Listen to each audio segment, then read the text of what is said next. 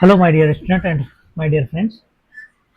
Last time पे जब हम क्वेश्चन सॉल्व कर रहे थे नर्सिंग ट्यूटर जो 7 जून को लगा था, वो समय के अभाव के कारण पूरा क्वेश्चन सॉल्व कर नहीं पाए थे। तो आज बचे हुए क्वेश्चनों को सॉल्व करते हैं। Question number 44। A 2 month old baby who is exclusively breastfeeding is brought to the pediatric outpatient department.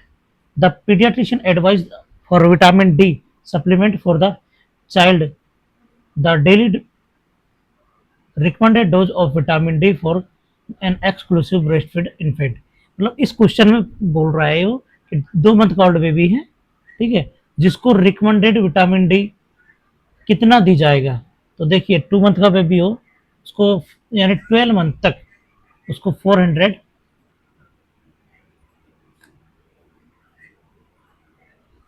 International unit दिया जाता है। कितना? 400। तो इसका आंसर रहेगा डी। क्या आंसर रहेगा? D. D answer is correct. Next question 45।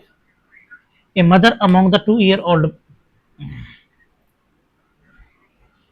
a mother among the 2-year-old child has reported to an immunization room for the nurse posted in the area. The mother require about a vaccine which can be given through intranasal route. Your reply to the mother should be। इसमें ये mostly question पूछ रहा है कि 2 year का old child है, ठीक है, जो जिसे उसकी मदर इम्यूनाइजेशन रूम में लेकर आई है। तो इम्यूनाइजेशन जब किया गया, उसको जो वैक्सीन दिया गया तो वो इंट्रानेजल रूट दिया गया। तो उसकी मदर क्वेश्चन पूछ रहे कि इसको इंट्रानेजल रूट क्यों दिया गया। तो देखिए इसमें ऑप्शन है A influenza virus, option B rotavirus, option C inactivated polio virus vaccine, और ऑप्शन डी है वेरिसेला वैक्सीन। ठीक है, तो इसका आंसर करेक्ट आंसर होगा ऑप्शन ए। कौन सा आंसर होगा? ऑप्शन ए, क्योंकि इन्फ्लुएंजा वायरस वो एक एक्टिवेटेड वायरस है, ठीक है, और उसीलिए उसको कौन सा रूट से दिया गया है? इंट्रानेजल रूट से। बाकी आपको पता है जो रोटा वायरस है उसको ओरल रूट से दिया जाता है। रोटा वायरस को कौन से? ओरल रूट, ठीक है। और इनएक्टिवेटेड पोलियो वायरस है उसको आईएम रूट से। इसको कौन से रूट से दिया जाएगा? आईएम, ठीक है। और वेरिसेला जोस्टर वायरस है, इसको भी कौन से रूट से? वही आईएम। तो इन दोनों वैक्सीन को कौन सा? आईएम रूट से दिया जाएगा, लेकिन रोटा वायरस को ओरल रूट से। केवल इंट्रा नेजल रूट से इन्फ्लुएंजा वायरस वैक्सीन को ही एडमिनिस्टर किया जाएगा। Okay, next question. Question number 46। Consider the following statement regarding pain management. Pain management regarding कौन सा स्टेटमेंट सही रहेगा? तो स्टेटमेंट फर्स्ट है pain control analgesia is a method that allow the patient to self administer preset dose of analgesic within prescribed time by activating infusion pump. ठीक है, तो statement first बोल रहा है कि पेशेंट कंट्रोल एनाल्जेसिया मेथड, ठीक, to allow the patient self-administer preset dose of analgesic within prescribed time, activating infusion pump। ठीक है, मतलब ये बोल रहा है कि जैसे डॉक्टर ने एडवाइज किया है उसी हिसाब से आपको ये मेडिसिन लेनी है। ठीक है, second number 2, statement number 2, opioid analgesia methadone is primarily used in chronic pain as it does not cause the direct toxicity। Statement second बोल रहा है कि ओपियोइड एनाल्जेसिक है मेथाडोन, उसको आप प्राइमरी डोज पे रखो, यानी जब भी आपको पेन होगा तो सबसे पहले ओपियोइड ले लो, क्योंकि ओपियोइड कार्डियक टॉक्सिसिटी नहीं करता है, कार्डियक टॉक्सिसिटी नहीं करता है। लेकिन ये क्या रॉन्ग है, क्योंकि ओपियोइड तो हमेशा कार्डियक टॉक्सिसिटी करेगा ही करेगा, और इसने नॉट बता रखा है। तो अपन देखते हैं इसके ऑप्शन में विच one of the following correct in the response above statement है। बोथ स्टेटमेंट ए नंबर है, both statement 1 and statement 2 are true. Statement 2 is correct explanation. Correct. Even both statement 1 and statement 2 are true. Statement 2 is not correctly explanation of statement. तो भाई इसमें सिर्फ B वाले में बोल रहा है जो भी रॉन्ग है. Statement first is true but statement two is false, ये करेक्ट है. ठीक है, तो सी ये सही में है कि स्टेट फर्स्ट तो सही है. ठीक है, लेकिन स्टेटमेंट सेकंड वो रॉन्ग है.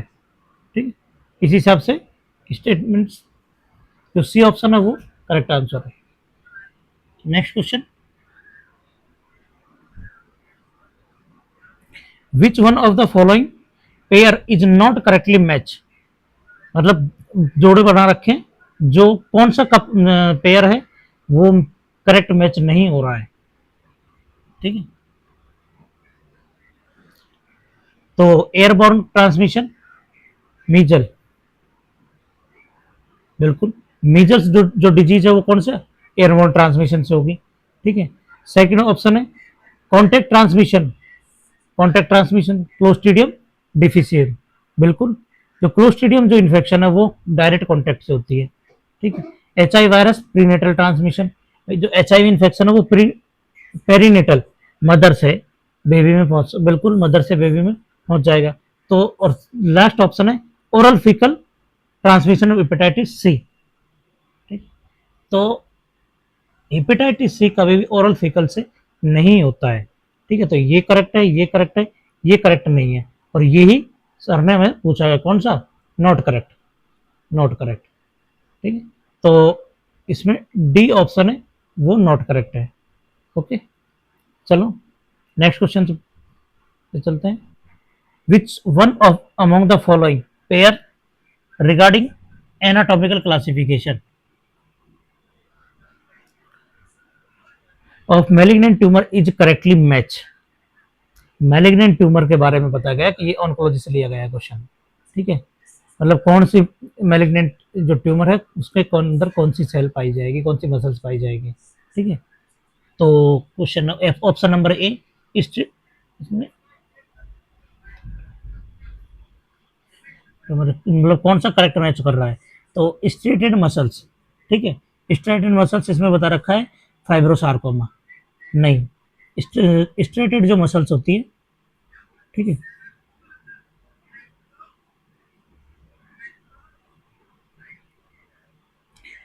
वो फाइब्रोसाइक्रोमा ना होकर वो फाइब्रस कनेक्टिव टिश्यू होती है. कौन सी, a fibrous connective tissue, connective tissue.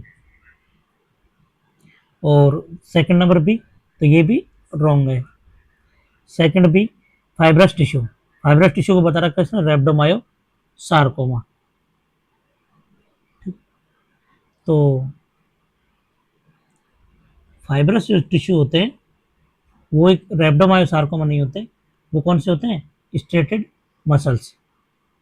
ठीक, यानी ये इसके साथ स्ट्रेटेड मसल्स होती हैं, ना कि फाइब्रस टिश्यू होते हैं. ठीक है, तो ये भी not correct. Option number C glandular epithelium, glandular epithelium adenocarcinoma. तो ग्लैंडुलर एपिथेलियम एडिनोकार्सिनोमा होता है.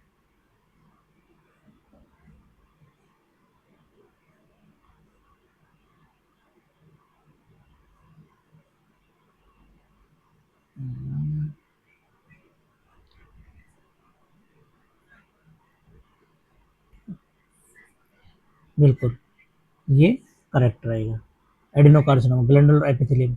और ऑप्शन डी है मेनिंजेस न्यूरोब्लास्टोमा. न्यूरोब्लास्टोमा तो क्या है कि tumour cells of the brain. ठीक है, तो मेनिंजेस ट्यूमर सेल्स नहीं होती है, तो ये भी रॉन्ग रहेगा. तो ऑप्शन सी इसमें करेक्ट रह जाएगा. ठीक है, अब नेक्स्ट क्वेश्चन, क्वेश्चन नंबर 15, और इसके बाद में आ रहा है क्वेश्चन नंबर 51. ठीक है, विच वन 51 देखते हैं. Which one of the following statement regarding fluid replacement are correctly. Which one of the following statement regarding fluid replacement are correct? ठीक, तो ऑप्शन फर्स्ट है infusion of hypotonic solution dilute extracellular fluid, okay ये भी ठीक है। तो in patient with liver dysfunction and severe hypovolemia Ringer lactate fluid be administered, बिल्कुल severe hypovolemia रहेगा तो यानी आरएल को प्रिस्क्राइब किया जाता है। Option number three hypertonic solution are commonly used in treatment of hyponatremia.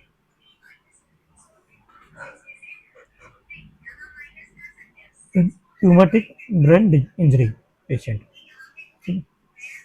तो ऑप्शन नंबर इसमें ए भी सही है, ठीक है।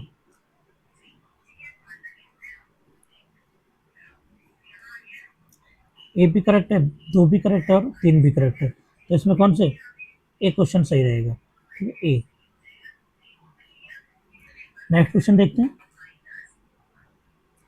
Which one of the following statement is are not correct.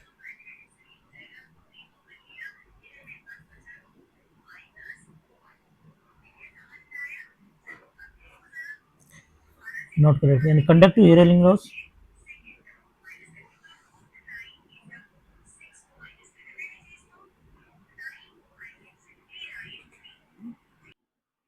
Question number 42,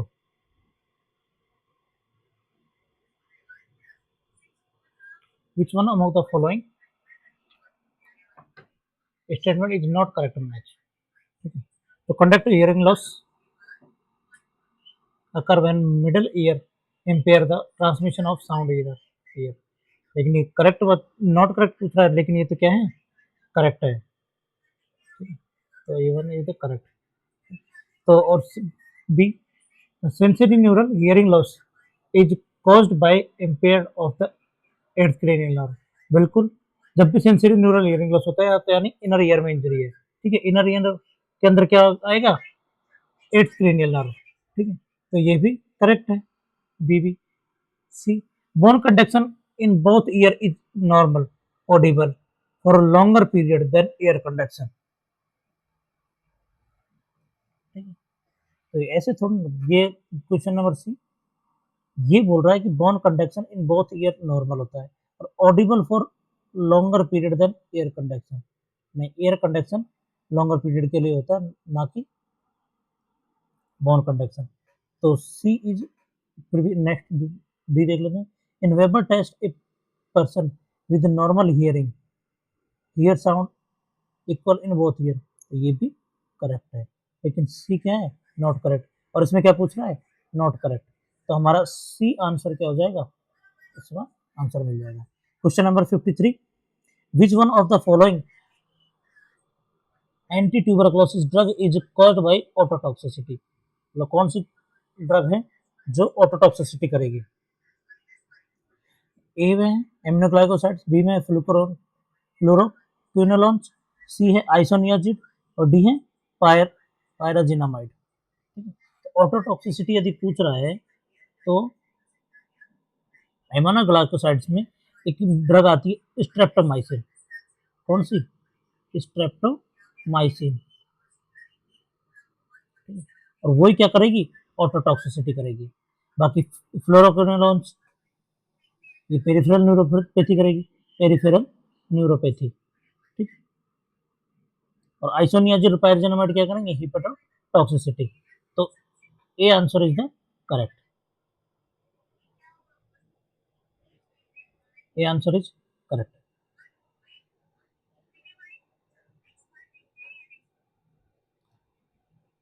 ठीक, A answer is. Next question number 54, 54 में पूछ रहा है which of the following are the advantage of drug powder inhaler DPI in management of the patient with chronic obstructive pulmonary disease, COPD का patient है, इसमें DPI का advantage पूछा गया है, ठीक है। तो less manual destructive is needed, option number 2 throw special easily administer.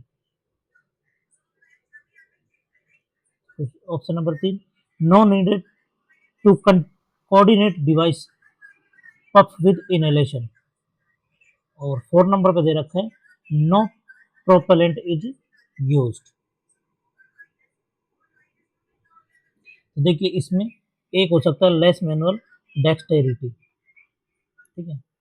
और 2 number throw special easily administer, नहीं, 2 नहीं हो सकता क्योंकि स्पेशल तो एमडीआई के लिए यूज में आता है।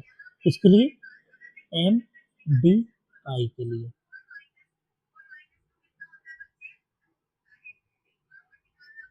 एमडीआई के लिए, ठीक है, तो ये नहीं हो सकता।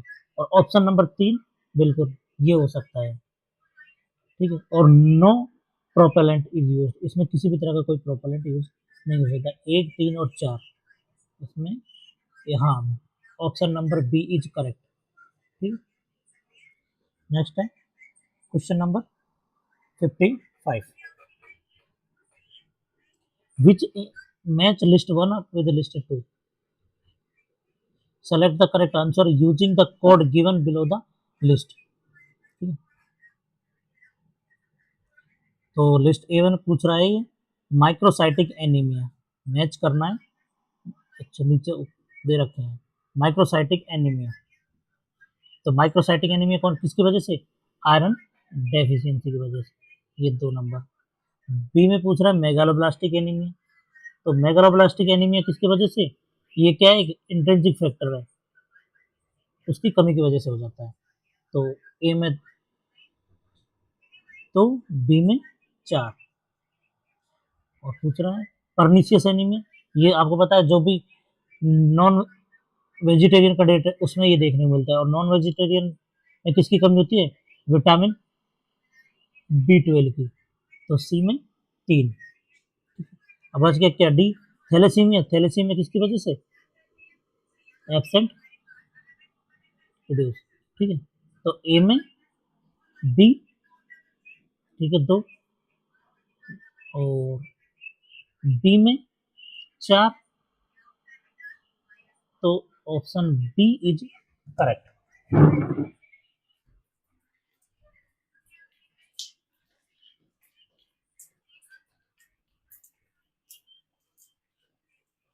बारिश आ रही है, मुझे बाहर दिख रहा।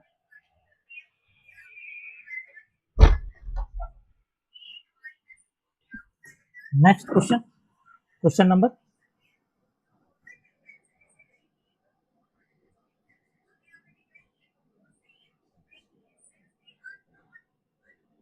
56,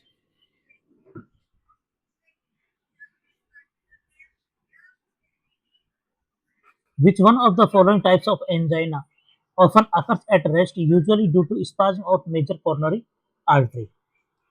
ठीक है, एंजाइना के कौन सा टाइप्स है जिसमें स्पाज्म होता है रेस्ट के दौरान भी कोरोनरी आर्टरी में, ठीक है। तो stable angina, unstable angina, chronic stable angina, Prinzmetal angina. तो इसमें आंसर होएगा प्रिंज मेटल, क्योंकि ये क्या पूछ रहा है? रेस्ट के दौरान साथ साथ में स्पाज्म हो रहा है इसमें कोरोनरी आर्टरी में, ठीक है। तो इसलिए इसमें क्या आएगा? Prinzmetal angina. D answer is correct, ठीक। नेक्स्ट क्वेश्चन देखते हैं।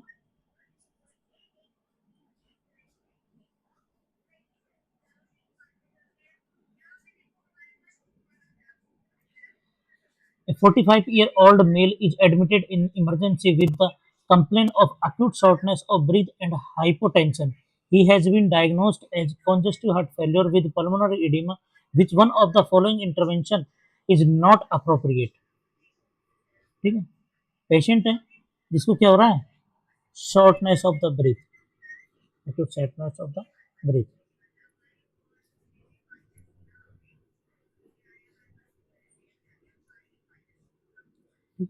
Acute shortness of the breath, ठीक है। इसके साथ साथ में इसको क्या हो रहा है? कंजेस्टिव हार्ट से डायग्नोस हो गया, ठीक है। तो नॉट अप्रोप्रिएट पूछ रहा है, तो इसमें क्या होगा? एडमिनिस्टर द लूप डायोटिक्स दे सकते हैं। एडमिनिस्टर द फ्लूइड रैपिडली, ये तो कंजेस्टिव है, कंजेशन तो उसको पहले हो रहा है, फ्लूइड ज़्यादा हो रखा है, ठीक है, तो ये तो अभी होल्ड कर देते हैं। कनेक्टिंग द ऑक्सीजन थेरेपी, बिल्कुल ऑक्सीजन कमी होती है, ऑक्सीजन थेरेपी दे देंगे। और ऑप्शन डी है मॉनिटर इनटेक आउटपुट चार्ट, बिल्कुल कितना फ्लूइड लिया, कितना इसने मतलब आउट किया, ठीक है। तो इसमें ऑप्शन बी होता है, वो क्या होता है, नॉट करेक्ट होता है, ठीक। तो option B is not correct, तो इसमें आंसर आ जाएगा, नॉट पूछा है तो बी आंसर, ठीक है। नेक्स्ट है 58, which which one among the following pairs is not correctly matched? कौन सा पेयर है जो कि करेक्ट मैच नहीं हो रहा? पायरोसिस, हार्टबर्न होता है, बिल्कुल। बार्बोरिज्मी, बार्बोरिज्मी ये हाइपर एक्टिव, बिल्कुल जब हमारे पेरिस्टाल्टिक मूवमेंट ज़्यादा ज़्यादा होता है तो उसको बोलते हैं, उस कंडीशन को बार्बोरिज्मी, ठीक है। और उसके बाद कुछ बता रहा है टेनेसमस टेरी स्टूल, नहीं, यदि जब टेरी स्टूल होगा तो टेनेसमस नहीं होगा, कौन सा होगा, ब्लीडिंग इन यूजीआई,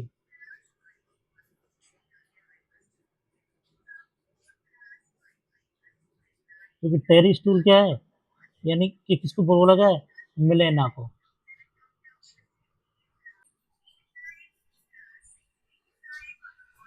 मिलेना को टेरी स्टूल बोला गया है, ठीक है। लेकिन ये पूछ रहा है कि टेनेसमस, जब टेनेसमस होता है तो मेलेना नहीं होता, इसमें करंट ब्लड आता है, ना कि ओल्ड ब्लड, और मेलेना क्या है, ओल्ड ब्लड है।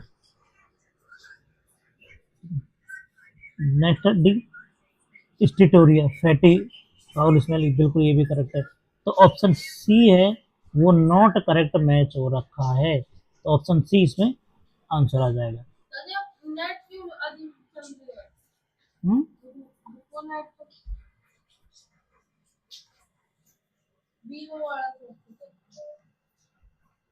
वीक चल रहा होगा। Question number 59,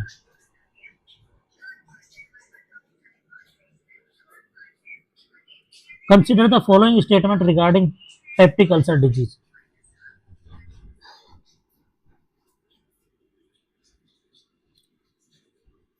The major risk factor of PUD infection with Helicobacter pylori, बिल्कुल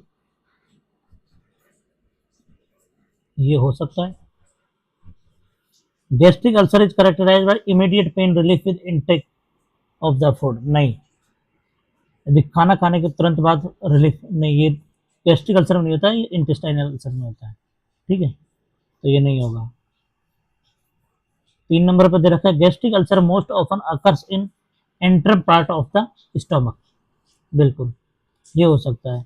गैस्ट्रिक अल्सर में अफेक्टेड पार्ट कौन सा होता है, जो स्टमक का लास्ट वाला पार्ट होता है, ठीक है, लास्ट वाला पार्ट, ठीक है, उसमें ये मोस्ट कॉमन देखने को मिलता है, ठीक है? तो 1 एंड 3,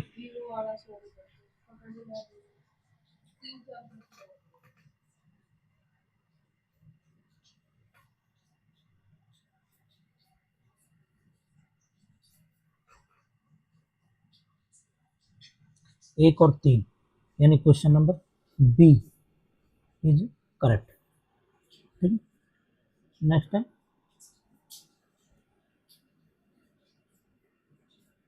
विच वन 61 में विच ऑफ द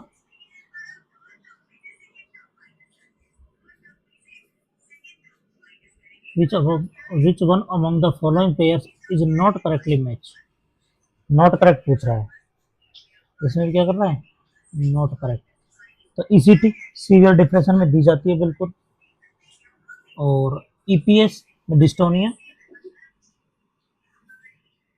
होता है, बिल्कुल, और सिगमेंट फ्रूट थ्योरी हायरार्की नहीं, ये नहीं हो सकता। सब्लिमेशन बिल्कुल ये डिफेंस मैकेनिज्म है, तो जो हेरार्की नीड्स है वो सिगमंड फ्रॉइड ने नहीं दिए, ये इब्राहिम मास्लो ने दिए। किसने? Ibrahim Maslow. ठीक है, ना कि सिगमंड फ्रॉइड ने। तो C answer, not correct match. तो इसका आंसर क्या आ जाएगा? C. 16 number, 62।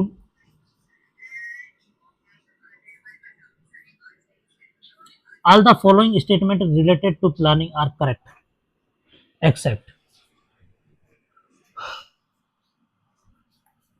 operational planning is part of strategic। बिल्कुल, 62 भी, ये भी करेक्ट है। ठीक है, स्ट्रेटेजी प्लान और single use short term plan. नहीं, शॉर्ट टर्म प्लान नहीं हो सकता।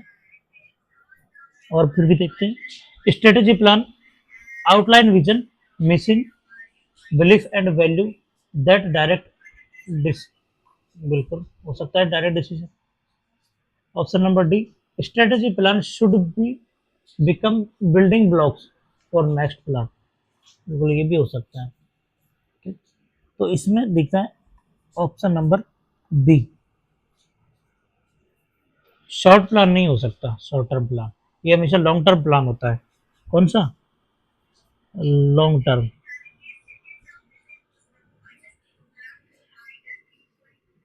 नेक्स्ट है question number 63। All of the following are the feature of a Gantt chart except it gives a graphical illustration of a schedule. It is visualize all activities of project and a total time of the project. बिल्कुल। It represent each event in circle drawn. It is a time oriented activity plan depicted in graphical chart। तो इसमें रहेगा option number सी। ये circle drawn नहीं करता है, it represent each event circle drawn, her events को circle drawn में नहीं करता है। नेक्स्ट है question number 64।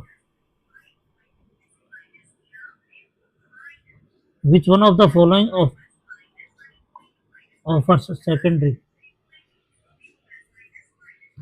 Oh my God, ये तो भाई बहुत दिनों से समस्या है। लैपटॉप हटा लो आप।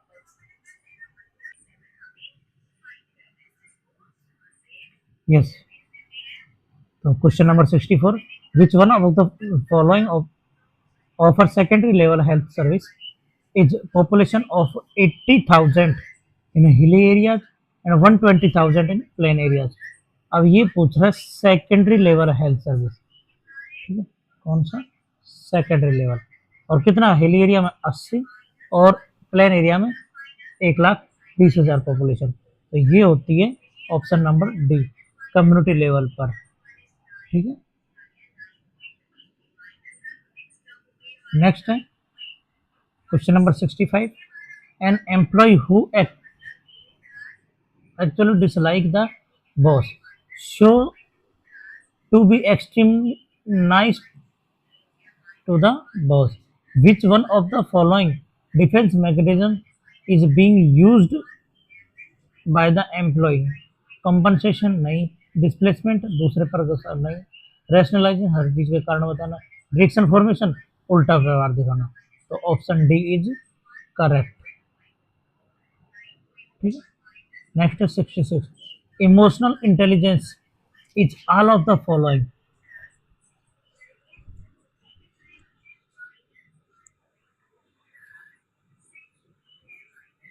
except ability to manage one's own emotions, ability to be self motivated, ability to be socially skilled, or ability to be suppress anger।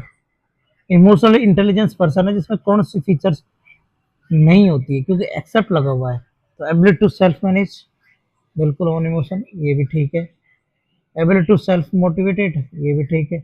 Ability to be socially skilled, ये भी ठीक है। बट वो एंगर को suppress नहीं कर पाता क्योंकि गुस्सा तो नॉर्मल पर्सन भी सभी दिखाते हैं, इसलिए डी इज करेक्ट आंसर, क्योंकि इसमें एक्सेप्ट पूछा है और उसमें ये उत्तर नहीं होती है। तो question number 67, which one of the following is the most important attribute of aptitude in person.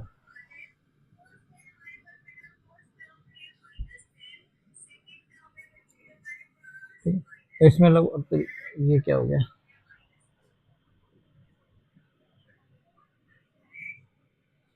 ठीक है। नेक्स्ट है क्वेश्चन नंबर 68,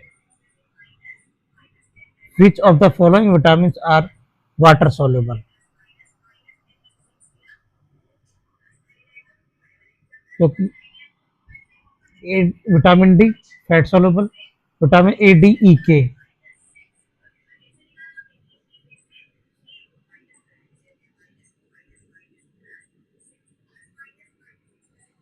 ठीक है।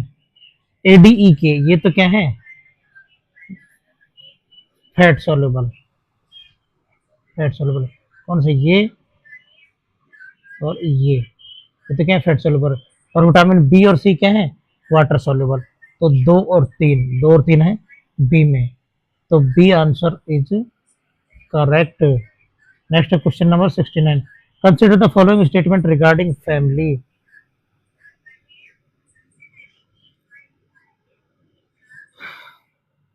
Family is the primary agency of socialization. Major function of family is care and nurtureness. Joint household include extended family members. Patriarchal family system is predominant in India. तो 69 में चारों is correct है, because ये family primary agency होती है socialization के लिए। Major function family care provide करवाना होता है, बिल्कुल। Joint household extend family, बिल्कुल। और पैट्रिचल फैमिली, ये भी करेक्ट, ठीक है। तो इसमें ऑप्शन ए इज करेक्ट, ठीक है। नेक्स्ट है question number 70, process the destroys all microorganisms including spores and virus is known as।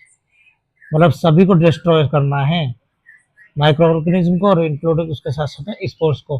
तो ये तो होता है स्टरलाइजेशन में, इसमें स्टरलाइजेशन, बी इज करेक्ट। कार्बोलाइजेशन होता है जब पेशेंट डिस्चार्ज होकर चला जाए या एक्सपायर हो जाए, उसके बाद उसके बेड को केमिकल से मॉपिंग की जाती है, तो दैट इज कार्बोलाइजेशन। डिसइंफेक्शन कोई भी आर्टिकल से यूज में लिए और उसको डिकंटामिनेटेड करना आता है, ठीक है। और डिकंटामिनेशन क्या होता है, किसी भी लिक्विड सॉल्यूशन से उस आर्टिकल्स को क्लीन करना, दैट इज डिकंटामिनेटेड, ठीक है। लेकिन सब तरीके से इस इसमें माइक्रो ऑर्गेनिज्म डिस्ट्रॉय कर रहे हैं, इसके साथ साथ में स्पोर्स को भी। तो कौन सा, B answer is the correct. Next है क्वेश्चन नंबर 71,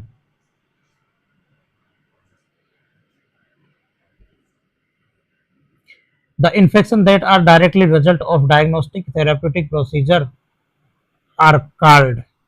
बिल्कुल कौन सा इन्फेक्शन है जो डायग्नोसिस के दौरान या कोई भी थेराप्यूटिक प्रोसीजर करने के दौरान यदि इन्फेक्शन हो रहा है तो उसको बोलते हैं इट्रोजेनिक इन्फेक्शन।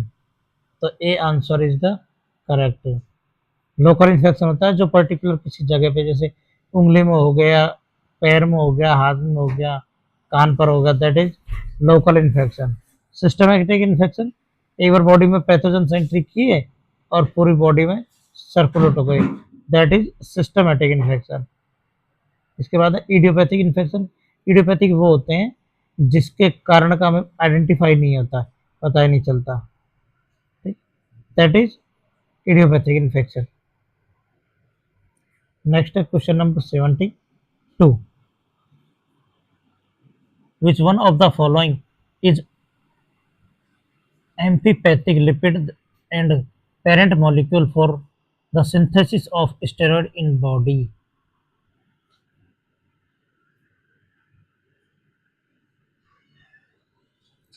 ठीक है, तो एम्पीपैथिक लिपिड जो कि स्टेरॉइड बनाते हैं, दैट इज कोलेस्ट्रॉल। ठीक है, ग्लूकोकाइनेज तो क्या ग्लूकोज बनाने में हेल्प करते हैं। ठीक है, तो option B is correct answer. Next question number 73. Lactate formed by glycolysis in skeletal muscles and erythrocytes is transported to the liver and kidney and reform glucose and becomes available for oxidation in tissues. This process is known as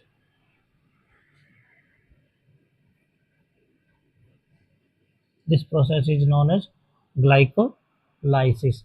Yes, C answer is correct रहेगा।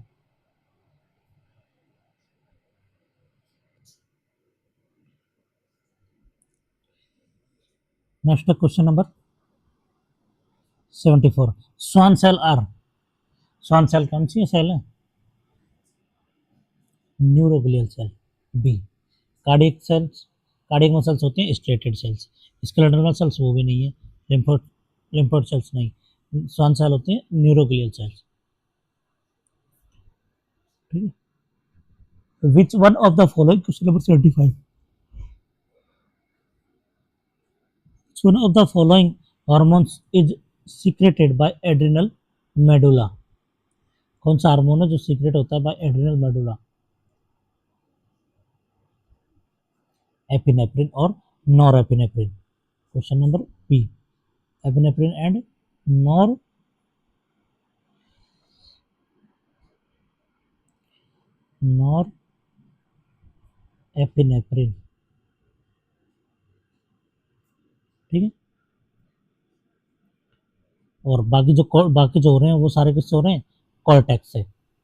Which one, question number 76, which of the following is characteristics of a good curriculum? Aesthetic, societal orientation, student orientation और democratic concept?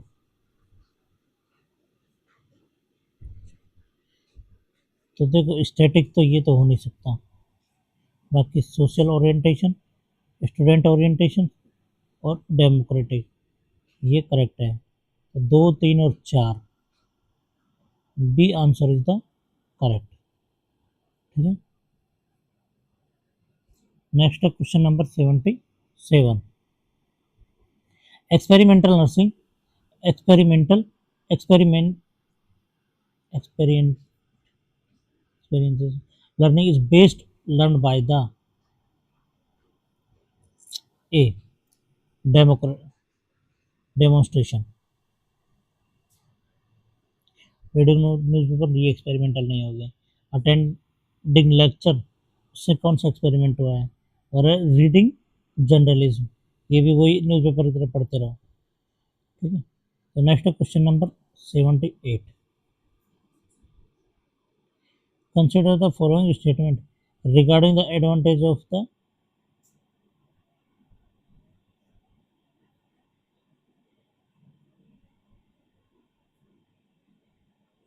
Consider the following option. पहले इसको rough करने दो। Advantage of the lecture method, one teacher communicate with large number of students, बिल्कुल ये भी correct है। और स्टूडेंट्स आर लार्जली एक्टिव, नहीं ये एक्टिव नहीं हो सकते एक साथ में ज़्यादा। Good for introducing a new topic, बिल्कुल कोई भी नया टॉपिक बताना हो तो सामने बैठा तो काफ़ी सारे स्टूडेंट को और एक साथ एक टॉपिक एक बार में काफ़ी अच्छे से समझ में आ जाता है। ठीक है, गुड इंट्रोड्यूसिंग न्यू टॉपिक, तो 78 में रहेगा 1 थर्ड एक और तीन B B answer is correct 79 the duration of master rotation plan preparation is the duration of master rotation plan D होगा 79 में ईयरली बनता है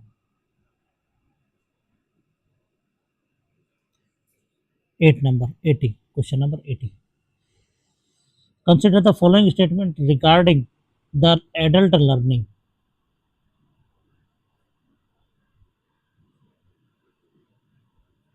It is self-directed,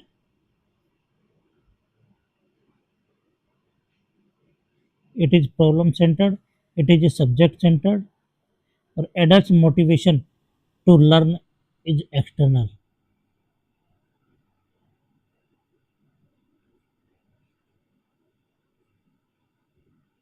It is self-directed होता है और ये सेल्फ प्रॉब्लम सेंटर्ड होता है एक और दो करेक्ट आंसर ए ठीक विच one of the following audio visual ads is used for three-dimensional representation of a real things flash card chart तो नहीं है तो होगा सी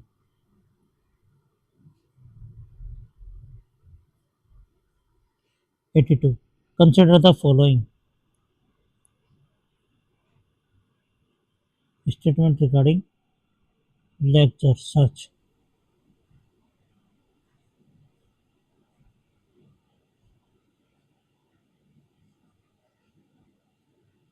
अभी ना